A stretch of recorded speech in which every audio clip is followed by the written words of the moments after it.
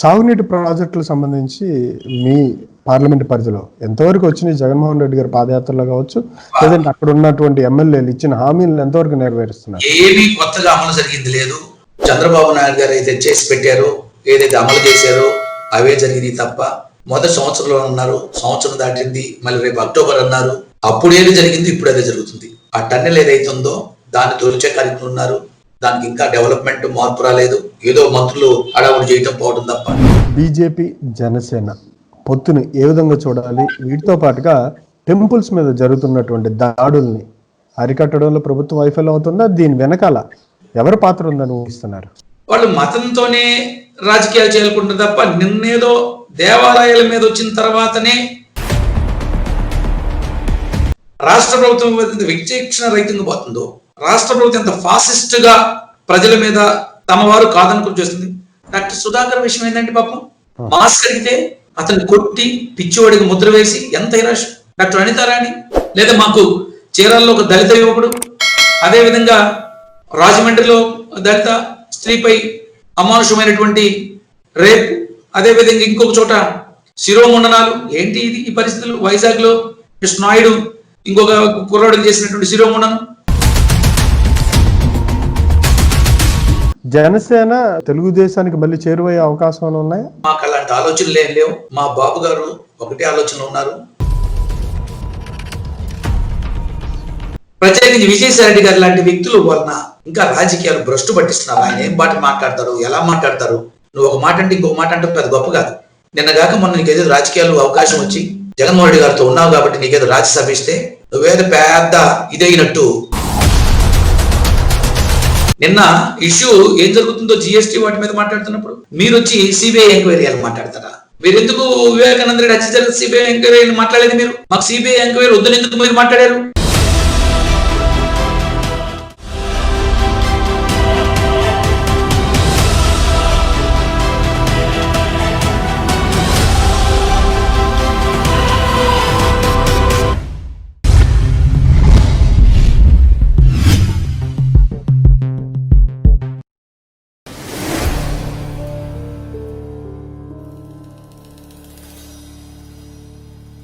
మీ నాయకుడికి సంబంధించి ప్రతిపక్ష హోదా కూడా తప్పించాలని ఎమ్మెల్యేని కావచ్చు, లేదంటే పార్టీ వాళ్ళందరినీ వైఎస్ఆర్సీపీలో తీసుకోవడం ఎట్లా అనిపిస్తుంది? మీ జిల్లా నుంచి కూడా వలస వెళ్ళారు, పార్టీలు మారారు.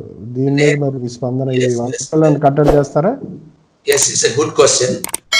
ఒకటి, చంద్రబాబు నాయుడు గారిని ఒకవేళ మీరు ప్రతిపక్ష హోదా తీసేయాలనుకుంటే తీసేయొచ్చేమో, కానీ దానివల్ల ఆయనకు వచ్చినటువంటి ప్రత్యేకమైన నష్టం లేదు. చంద్రబాబు నాయుడు గారు చంద్రబాబు నాయుడు గారు is a former chief minister for the అత్యంత ఎక్కువ కాలం చేసినటువంటి ముఖ్యమంత్రుల్లో చంద్రబాబు నాయుడు గారు మొదటి వారు, 14 years. ఇవాళ ప్రతిపక్ష హోదా లేకపోయినా ప్రజలిచ్చిన ఆయనకు హోదా ఉంది. ఇలా రాష్ట్రంలో సింగిల్ మ్యాన్ గా ఒక గొప్ప నాయకుడు, ఒక గొప్ప విజనరీ నాయకుడు. నీకులాగా నాకులాగా ఏ రోజుకు ఆ రోజు తాత్కాలిక ప్రయోజనం చూసే నాయకుడు కాదు. నేనైతే ఆయన చాలా దగ్గరగా చూశాను. మీరు ఇందాక ప్రశ్న కూడా ఆయన మాట్లాడుతూ 33,000 ఎకరాలు మనం అక్విజిషన్ చేయాలంటే అనేక కోర్టులు సమస్యలు ఉంటాయి. కోర్టు కావాలి, ఆ రోజున ప్రతిపక్షం కోర్టుకు వెళ్తుంది. మరి జగన్మోహన్ రెడ్డి గారు సాక్షాత్ అసెంబ్లీలో చెప్పారు కదా 30,000 ఎకరాలు ఉండాలి, మీరు విజయవాడ, అమరావతి లేకపోతే మంగళగిరి నాకు సంబంధం 30,000 ఎకరాలు చెప్పిన జగన్మోహన్ రెడ్డి గారు. ఎలక్షన్ ముందు రాజధాని మారుతూ మా నాయకుడు ఇక్కడే తాడేపల్లిలో ఇల్లు కట్టుకున్నారు చెప్పినటువంటి వైఎస్ఆర్ పార్టీ నాయకులు. మరి వాళ్ళు ఎందుకు ఏమవుతుంది అంటే, మీ విషయాలు ఎక్కడ చెప్పారా రాజధాని మారుతుందని ఎలక్షన్ ముందు? మరి ఇప్పుడు ఎందుకు మర్చుకుంటున్నారు? కావాలని చేసేటువంటి దుర్మార్గమైనటువంటి పరిస్థితి తప్ప, చంద్రబాబు నాయుడు గారిని ప్రతిపక్ష హోదా నుంచి తప్పించాలనుకుంటే వచ్చే నష్టం లేదు. మీరు 150 సీట్లు ఉన్నాయి, ఎవరు వచ్చినా రాజీనామా చేసి రావాలని చెప్పినటువంటి జగన్మోహన్ రెడ్డి గారు, మేము ప్రోత్సహించమని జగన్మోహన్ రెడ్డి గారు తిరిగి వాళ్ళని ఎలా చేర్చుకున్నారు? కాబట్టి మీరేం చేస్తున్నారు, టెక్నికల్ గా మీతో చేర్చుకోకుండా అన్అఫీషియల్ గా చేర్చుకొని అఫీషియల్ గా వాళ్ళని కండ వేసుకోకుండా వాళ్ళ బిడ్డలకి కండలు వేపిస్తాయి. ఇది ఏమి చిత్రం అండి? ప్రజలు అంటే మీరు what you are thinking that the people are innocent are doesn't understand your attitude. కాబట్టి మీరు ప్రతిపక్ష హోదా మీరేం చేయలేరు నాకు తెలిసి ఇప్పుడు. ఎందుకంటే ఒకవేళ కొంతమంది తగ్గరు, ఎందుకంటే మీరు ఆ పరిస్థితులు లేరు. మీకు నిజంగా విశ్వసనీయత ఉంటే మీరు అసెంబ్లీలో ఏమని చెప్పారు, ఎవరిని నేను చేర్చుకోను, ఎవరన్నా రాజీనామా చేయాలి. అసలు రావాలంటే ఏంటి? చేర్చుకొని అన్నారు కదా. అసలు మీరు ఎందుకు రాణిస్తున్నారు? మీరు 150 సీట్లు ఉండి మీరు నిజాయితీగా చేయాలి. తెలుగుదేశం పార్టీ ప్రభుత్వంలో కూడా వైఎస్ఆర్సీపీ శాసనసభ్యుల్ని పార్టీలో తీసుకొచ్చారు. మరి దీన్ని అప్పుడు ఎలా చూడాలి? ఇప్పుడు అవసరం లేదంటున్నారు, మరి దాన్ని అప్పుడు ఎలా చూడాలి? అంటే నేనేమంటానంటే, మీరు తెలుగుదేశం పార్టీలోకి వైఎస్ఆర్ పార్టీ శాసనసభ్యులు వచ్చింది ఆ రోజు తప్పని మీరు మాట్లాడిన తర్వాత మీరు తిరిగి మరలా అదే ప్రయోగాన్ని ఒకవేళ ఆ జరిగిన సంఘటన ఎందుకు పునరావృతం చేస్తున్నారు? ఒకటి, గతంలో రాజశేఖర రెడ్డి గారు ఉన్నప్పుడు ఆకర్ష పేరుతో చేయలేదా? అదే సమస్యని ఆ రోజున్న పరిస్థితుల్లో ఇప్పుడు మాట్లాడేటువంటి ఇష్టానుసారంగా నోరు బారేసుకున్నటువంటి రోజా గారు రాజశేఖర రెడ్డి గారిని పంచిలిప్పి కొట్టాలని మాట్లాడలేదా? అదే పరిస్థితిని మీరు విమర్శించిన మీరు తిరిగి మీరు ఈ రోజు అది చేస్తున్నారంటే మీరు అసెంబ్లీలో ప్రకటించారు ఏమని, నేను అలాంటి ప్రోత్సహించను, ఎవరైనా రావాలనుకుంటే రాజీనామా చేసి రావాలి. ఎందుకు చేయలేదు? చేయించండి. అసలు తీసుకోవద్దన్నారు, ఎందుకు తీసుకుంటున్నారు? కాబట్టి మీరు ఆడిన మాట తప్పారు. మడమ తిప్పను మాట తప్పనంటూ జగన్మోహన్ రెడ్డి గారు ఇలా చేస్తారని నేనైతే ఊహించుకోలేదు, ఆలోచించలేదు. ఎందుకంటే ఆయన చేర్చుకుంటారని కానీ వారిని ఈ విధంగా కప్పదాట్లు వైఖరికి మాట్లాడతారని కానీ నేనైతే ఊహించలేదు.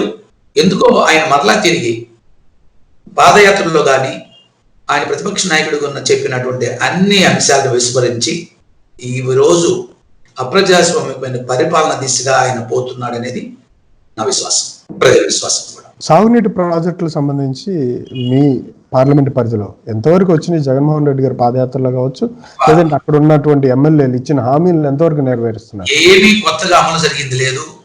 చంద్రబాబు నాయుడు గారు అయితే చేసి పెట్టారో, ఏదైతే అమలు చేశారో అవే జరిగినాయి తప్ప, మొదటి సంవత్సరంలో అన్నారు, సంవత్సరం దాటింది, మళ్ళీ రేపు అక్టోబర్ అన్నారు, అప్పుడు ఏది జరిగింది ఇప్పుడు అదే జరుగుతుంది. ఆ టన్నెల్ ఏదైతుందో దాన్ని తొలిచే కార్యక్రమం ఉన్నారు, దానికి ఇంకా డెవలప్మెంట్ మార్పు రాలేదు. ఏదో మంత్రులు హడావుడి చేయటం పోవడం తప్ప ఈ రోజు కూడా సాగునీటి ప్రాజెక్టుల విషయంలో ఒంగోలు పార్లమెంటు నియోజకవర్గ పరిధిలో ఈ రోజుకి ఎటువంటి మార్పులు లేదు. మాటల గారడి తప్ప ఎక్కడ కూడా development didn't take place. The development rather than the development which was happened in Chandrababu Naidu గారి రిజైన్. అంటే రాజకీయాల్లో మీకంటూ ఒక లక్ష్యం ఏర్పరచుకుని ఉంటారు, ఆ లక్ష్యాన్ని ఎంతవరకు చేరుకున్నారు? ఒకటేనండి, ఇవాళ ధన రాజకీయాలు అయినటువంటి మా విషయం మీ అందరికీ తెలిసింది. ఏ పార్టీలో ఉన్నా కూడా ధన రాజకీయాలు అయిపోయింది. ఎందుకో ప్రజలు కూడా ఒక మార్పుని, ఆ విధమైన మార్పుని ఎక్కడో గాడి తప్పినటువంటి పరిస్థితి కనపడుతూ ఉంది. మేము కాలేజీలో చదువుకునే రోజుల్లో మేము ఏదో ఆ విద్యార్థి ఉద్యమాల్లో పనిచేస్తూ, సరే కొంతమంది మిలిటెంట్గా వెళ్ళిపోయారు, కొంతమంది బయటకు వచ్చారు. మాలాంటి వాళ్ళందరూ కూడా అలా కాకుండా విద్యార్థి ఉద్యమాల్లో పనిచేసి ప్రజలకు ఏదో చేయాలి, ఏదో రాజకీయాల్లోకి వస్తే ప్రజా సంక్షేమాన్ని ప్రజలకు బాగా చేయొచ్చు, ఏదో చట్టసభల్లోకి వెళ్తే ఇంకా మనకున్నటువంటి అవగాహనని, మనకుండే నాలెడ్జ్ని, మనకుండే విజన్ని పరిపూర్తి చేసుకోవచ్చు. తద్వారా ఈ గడ్డ మీద పుట్టినందుకు ఆ రోజు చదువుకున్నామంటే ప్రభుత్వం ఇచ్చే స్కాలర్షిప్లతో కూడా చదువుకున్నాం. తల్లిదండ్రులు ఇచ్చేటువంటి సహకారంతో పాటు ప్రభుత్వం ఇచ్చే సహకారం అంటే ప్రజల సొమ్ము. ఆ ప్రజల సొమ్ము మేము కూడా తీసుకున్న దాంట్లో ఉన్నాను. కాబట్టి ఆ ప్రజలకి ఏదో చేయాలనుకున్నాం. వచ్చిన తర్వాత ఈ ధన రాజకీయాల్లో నాలాంటి వాళ్ళకి వచ్చి కష్టం అనిపిస్తుంది. అయినప్పటికీ ఒక జిల్లా ప్రజా పరిషత్ చైర్మన్ గా ఉండి కొద్ది కాలం కొన్ని అభివృద్ధి కార్యక్రమాలు చేయటం కానీ, ఒక మంచి మెసేజ్ని, పరిపాలన అంటే ఎలా ఉండాలి, పారదర్శకంగా ఉండాలి, రాజకీయాలతో సంబంధం లేకుండా ఒకసారి పదవిలోకి వచ్చిన తర్వాత మీరు ఎంక్వైరీ చేయండి. జిల్లాలో నేను వచ్చిన తర్వాత ఎంతమందికి ఈ రోజు కూడా నా దగ్గరికి ఇవాళ వైఎస్ఆర్ పార్టీలో ఉండేటువంటి చిన్న చిన్న కార్యకర్తలకు కూడా వాళ్ళ ఎమ్మెల్యేలతో మాట్లాడుకోలేనటువంటి సమస్యలు ఏదైనా ఉంటే నేనంటే ఇష్టపడేవాళ్ళు. అన్న ఈ పని ఒకటి ఉందన్న, చిన్న పని అంటే వాళ్ళు చిన్న చిన్న కార్యకర్తలు ఎమ్మెల్యేలతో ఒకసారి ఫోన్లు చేసి మాట్లాడిన పరిస్థితి. బట్ ఎంటైర్ డిస్ట్రిక్ట్ లో ఈ రోజు కూడా నేను వివరాలతో కూడా చెప్పగలను. అనేక మంది నాకు ఫోన్లు చేసి చిన్న చిన్న పనులు ఉంటే మాట్లాడే సందర్భం ఉంది. నిజంగా ఐఎమ్ హ్యాపీ ఫర్ దట్. నిన్న కోవిడ్ వచ్చింది, కొంతమంది వాళ్ళ ఎమ్మెల్యేతో మాట్లాడకపోతే నేనే అక్కడక్కడ బెడ్స్ ఏర్పాటు చేయించడం, డాక్టర్లతో మాట్లాడటం. ఎందుకంటే వాళ్ళ ఎమ్మెల్యే ఫోన్లు ఎత్తుకుపోవచ్చు. నేనంటే నుక్సాన్ బాలాజీ అంటే is there man. I may be in the Telugu Desam, I may be in some other party, but they are thinking that నుక్సాన్ Balaji is our man. We can ask him anything, we can telephone at any time, we can speak anything at any time అనేది వాళ్ళ feeling. అంటే అది really happy. అయితే నేను goal ఏదైతే ఉందో చట్టసభల్లోకి వెళ్ళాలనుకున్నాం. ఒక దశలో జరగబోయేటువంటి క్రమంలో కొద్దిమంది ఆలోచనతో కానీ కొద్దిమంది ఎందుకు నా మీద చెడుగా ఆలోచించారో నాకు తెలియదు. నేనైతే నిజాయితీగా ఏదైతే నేను ఎక్కడున్నా కూడా ఒకటేనండి, ట్రాన్స్పరెంట్గా ఉంటాను, నిజాయితీగా ఉంటాను, కష్టపడి పనిచేస్తాను. ఇటుండి అటు చూడటం అటుండి ఇటు చూడటం నా జీవితంలో లేదు. కాబట్టి చట్టసభల్లోకి వెళ్ళాలనుకున్నాం. ఆ రోజుల్లో నిజంగా ఇక్కడ చెప్పొచ్చో చెప్పకూడదో నాకు తెలియదు, కానీ మేము కావలి కళలు చదువుకునేటప్పుడు అప్పటికే విద్యార్థి ఉద్యమాలను చూస్తూ వేరే డిఫరెంట్ డెమోక్రటిక్ యాటిట్యూడ్ లో పనిచేస్తున్న క్రమంలో వెంకయ్యనాయుడు గారిని చూసేవాళ్ళం. అసెంబ్లీలో పార్లమెంట్లో మాట్లాడుతున్నప్పుడు చక్కగా మాట్లాడుతున్నారు ఆయన. మనం కూడా ఏదైనా అసెంబ్లీలోకి వెళ్ళి ప్రజలు వాడిని వినిపించే విధంగా ప్రజల కోసం పనిచేయాలని యాటిట్యూడ్ ఉంది. ఇది ఫస్ట్ టైం మీడియా ముందు చదువుతున్నా. అంతర్గతంగా ఫ్రెండ్స్ తో మాట్లాడేవాడిని కానీ వచ్చిన తర్వాత ఆ పరిస్థితులు సానుకూల పడలేదు మాకున్నటువంటి ఆర్థిక పరిస్థితి దృష్ట్యా. బట్ ప్రజలు అంగీకరిస్తే, ప్రజల అభిమానం ఉంటే ఆ పరిస్థితులు వచ్చినప్పుడు చేస్తాను. వస్తే అంత సంతోషము, రాకపోయినా కూడా మనకు వచ్చినటువంటి అవకాశం అదృష్టం ఇది అని చెప్పి సరిపించుకొని ప్రజలకు సేవ చేసే దాంట్లో మాత్రం, ప్రజల సమస్యలకి అండగా ఉండేది పట్ల, ప్రజా పోరాటాల విషయంలో మాత్రం ఏ ఒక్క నిమిషం కూడా వెనక తగ్గేది లేదు, వెనక అడుగేసి లేదు, పునరాలోచించుకునేది లేదని తెలియజేస్తున్నాను. మీకు స్ఫూర్తి ఎవరు రాజకీయాల్లో? స్ఫూర్తి అంటే నేను చెప్తాను కదా, నేను మొదటి నుంచి చిన్ననాటి నుంచి కూడా అంటే మీరు imagine 1975 when I was in 8th class, ఆ రోజుల్లోనే మేమంతా గ్రామాల్లో లేకపోతే దేవాలయాల్లో, ఇప్పుడు ఎస్సీస్ ఎస్టీస్ ని దేవాలయాల్లో ప్రవేశలేదు. when I was in 8th class ఆ రోజుల్లో పోరాటం చేసాం. మా స్కూల్ మేమంతా ఓడపల్లం చదువుకున్నాం. ఒక టెంపుల్లోకి ప్రవేశం విషయంలో ఘర్షణ పడి అంత దళితులు ప్రవేశపెట్టాలనేది అప్పటి నుంచి స్టార్ట్ చేశాం. అంటే నాకు మొదటి నుంచి ఒక కమ్యూనిస్టు భావజాలం మాకు చిన్నప్పటి నుంచి మా గ్రామాల్లో ఏదో కమ్యూనిస్టు యాటిట్యూడ్ గ్రామాల్లో ఉండింది. అంటే మొదటి నుంచి ఏంటంటే యాంటీ కాంగ్రెస్ వే ఒకటి మా విలేజ్ లో ఉండింది. అంటే ఒకటి ఆ రోజు ఉన్నటువంటి గుజ్జులాల మందారెడ్డి గారు వాళ్ళ ఆ పరిస్థితులు కొనసాగుతూ వచ్చింది మా గ్రామాల్లో. కమ్యూనిస్ట్ నాయకుడు ఉంటారు వీళ్ళంతా కూడా. తర్వాత 83లో తెలుగుదేశం రావడం, 83లో కూడా మేము కాలేజీలో ఉన్నాం, 89 నుంచి పాల్గొన్నాం. కానీ నాకున్న విజన్ మొదటి నుంచి కూడా బ్యాక్గ్రౌండ్ పాలిటిక్స్ కూడా లెఫ్ట్ ఓరియంటెడ్ భావజాలంతో మెలిగాము. తాడిత పీడిత వర్గాలకి అండగా ఉండాలి.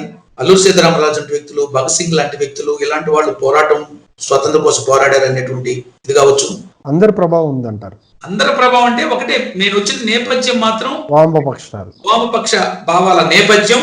అంటే హై స్కూల్ డేస్ లోనే మేము కాలేజీలోనే మేము హై స్కూల్లోనే కొంచెం అది ఆ స్ఫూర్తి ఆలోచన మాకు అభివృద్ధి చెందింది. కారణం ఏంటంటే ఒక కమ్యూనిస్టు భావజాలం మా ప్రాంతాల్లో ఉండటం కూడా, దాంతో వామపక్ష విద్యార్థి ఉద్యమాల వైపు ఆకర్షితులతో అదే నేపథ్యంలో ప్రజల యొక్క ఆలోచన సరళి వేరేగా ఉన్నందుకు కారణం ప్రజలకు ఇంకా మేలు చేయాలంటే మనం ఈ రాజకీయ పార్టీలో వచ్చి పనిచేయాలి. ప్రజలకి ఎక్కడన్నా కానీ మన నిబద్ధత ఉండాలి, నిజాయితీ ఉండాలి, ప్రజలకు పనిచేయాలన్నట్టు ఆలోచన. కానీ ఈ క్రమంలో ఈ రాజకీయాల వైపు రావడం జరిగింది. బీజేపీ జనసేన పొత్తుని ఏ విధంగా చూడాలి? వీటితో పాటుగా టెంపుల్స్ మీద జరుగుతున్నటువంటి దాడుల్ని అరికట్టడంలో ప్రభుత్వం వైఫల్యం అవుతుందా? దీని వెనకాల ఎవరి పాత్ర ఉందని ఊహిస్తున్నారు? ఒకటి, బీజేపీ ఏదైతే జనసేన ఉందో అది ఆ పొత్తు చివరిదాకా నిలిచేది కాదు, సఫలమయ్యేటువంటిది కూడా కాదు. ఎందుకంటే నిన్న జనసేన మీద ఇది సరైనది కాదు, ఒకే రాజధాని ఉండాలి, that is to be continued in Amaravati అని చెప్పి కోర్టులో అఫిడవిట్ వేయడం జరిగింది. కేసేసారు. మళ్ళీ బీజేపీ అది రాష్ట్ర ప్రభుత్వం ఇష్టమే, మాకు సంబంధం లేదు, కానీ ఇక్కడ కొనసాగితే బాగుండేది సన్నాయి నొక్కు. కాబట్టి ఇక్కడ ప్రత్యేకమైన వైరుధ్యం కనపడుతున్న పరిస్థితి. అదే విధంగా వాళ్ళు మతంతోనే రాజకీయాలు చేయాలనుకుంటారు తప్ప నిన్నేదో దేవాలయాల మీద వచ్చిన తర్వాతనే, అది చంద్రబాబు నాయుడు గారు స్పష్టంగా అది ఏ దేవాలయమా మసీదా చర్చ మనకు సంబంధం లేదండి. ప్రజలు వారి వారి మనోభావాలు బట్టి వారికి ఇష్టమైనటువంటి మతాల్లో ఉండొచ్చు, ఇష్టమైన దేవుడిని పూజించవచ్చు, పూజించకపోవచ్చు. ఎవరు మతాన్ని కించపరచకూడదు, ఎవరి యొక్క ప్రార్థనా మందిరాల మీద దాడులు చేయకూడదు. అంటే ప్రభుత్వం ఒకటేనండి, ఇంటి పెద్ద, ఇంట్లో తండ్రి కానీ తల్లి కానీ అసందర్భమైన ప్రవర్తనలుగా ఉన్నప్పుడు ఆ బిడ్డ కూడా అలాగే ఉంటుంది. రాష్ట్ర ప్రభుత్వం ఎంత దుందుడుకు పోతుందో, రాష్ట్ర ప్రభుత్వం ఎంత విచక్షణ రహితంగా పోతుందో, రాష్ట్ర ప్రభుత్వం ఎంత ఫాసిస్ట్ గా ప్రజల మీద తమ వారు కాదనుకుని చేస్తుంది. డాక్టర్ సుధాకర్ విషయం ఏంటంటే పాపం మాస్క్ అడిగితే అతను కొట్టి పిచ్చివాడికి ముద్ర వేసి ఎంత ఇరాష్. డాక్టర్ అనితారాణి లేదా మాకు చీరాల్లో ఒక దళిత యువకుడు, అదేవిధంగా రాజమండ్రిలో దళిత స్త్రీపై అమానుషమైనటువంటి రేప్, అదేవిధంగా ఇంకొక చోట శిరోముండనాలు. ఏంటి ఇది ఈ పరిస్థితులు? వైజాగ్ లో కృష్ణ నాయుడు ఇంకొక కుర్రాడు చేసినటువంటి శిరోముండనం.